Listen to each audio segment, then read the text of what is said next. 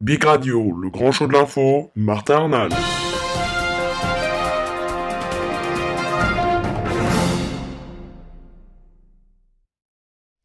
Bonjour à tous et bienvenue, merci d'être avec nous sur bigradio.fr, c'est parti pour le grand show de l'info, l'édition du dimanche 2 juin 2013 et à la une de votre magazine de reportage, on commence par parler de milliers d'enfants handicapés abandonnés au Vietnam.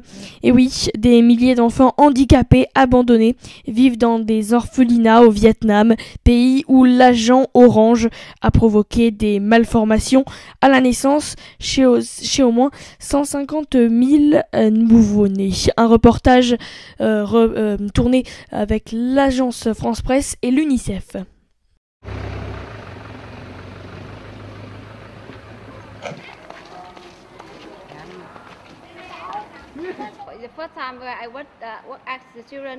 La première fois que j'ai travaillé avec les enfants, pendant que je dormais, ils m'ont frappé sur la tête.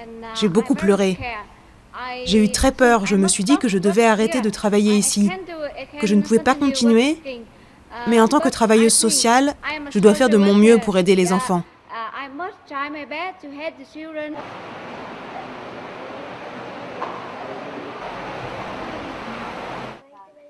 Grâce à la fondation, il a changé et il est plus éveillé. Après un repas, je lui ai dit que j'étais très fatiguée et je lui ai demandé de débarrasser les plats et de faire du thé. Il a fait exactement ce que je lui ai demandé.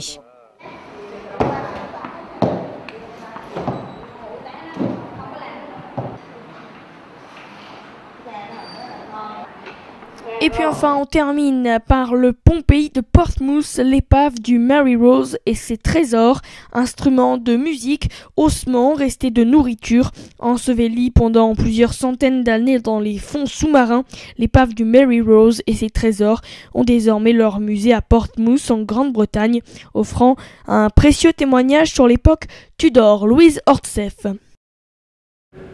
Cette épave était le vaisseau amiral du roi anglais Henri VIII. Navire de guerre qui a marqué les débuts de la Royal Navy. Pendant 34 ans, le Mary Rose a combattu la France.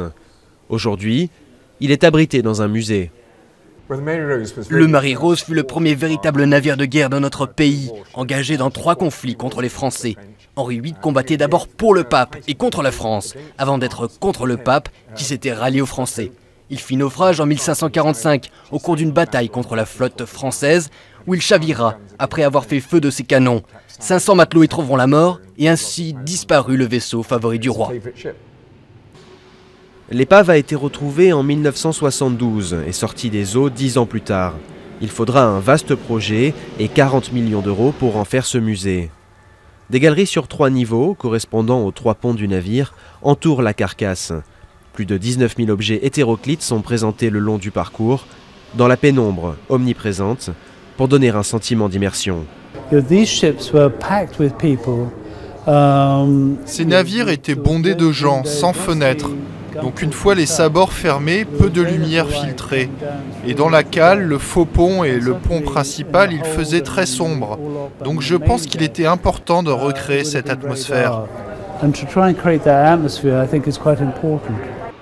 Certains ossements ont permis aux experts de reconstruire les visages des matelots. Ici, un archer. Côté cuisine, des arêtes de cabillaud et de merlu renseignent sur les habitudes alimentaires à l'époque des Tudors, mais aussi sur leurs loisirs et leurs pratiques de la religion. Les archéologues ont découvert ce jeu de backgammon, des dés et surtout ces chapelets dont Henri VIII avait banni l'usage après son divorce avec l'Église catholique. Il y a donc tous les aspects de la vie des Tudors qui sont représentés sur ce navire. Et c'est ça que nous voulons montrer dans ce musée en plus du navire lui-même. Ce bateau et ses objets sont comparables à Pompéi ou Herculanum, je dirais même encore plus importants. Le musée s'est installé à Portsmouth aux côtés du HMS Victory et d'un porte-avions de la marine militaire. Ce sont aujourd'hui 500 ans d'histoire navale britannique qui se côtoient dans le port.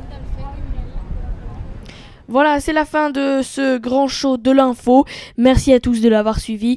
Je vous souhaite une bonne fin de week-end sur notre antenne. Et moi, je vous dis à demain lundi pour reparler d'actualité en général. Très bonne fin de week-end et bon début de semaine. À demain. Voilà,